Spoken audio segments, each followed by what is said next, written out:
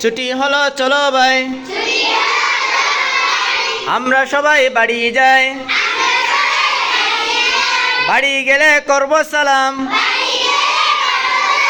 আসসালাম কবল আল কালাম, আগে সালাম পরে কালাম, সালাম দিলে তিনটি লাভ,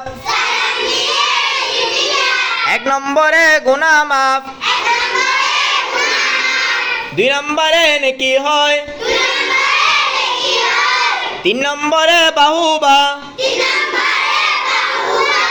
ও উস্তাদের সুনাম হয়।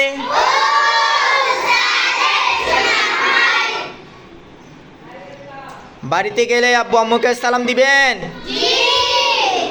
বড় ভাই বড় বোন ঘরের বড়জনদেরকে সালাম দিবেন, 5 ওয়াক্ত নামাজ আদায় করবেন, মেয়েরা করে আব্বু আম্মুর সাথে নামাজ আদায় করবেন, আর ছেলেরা মসজিদে এসে নামাজ আদায় করবেন। কেমন?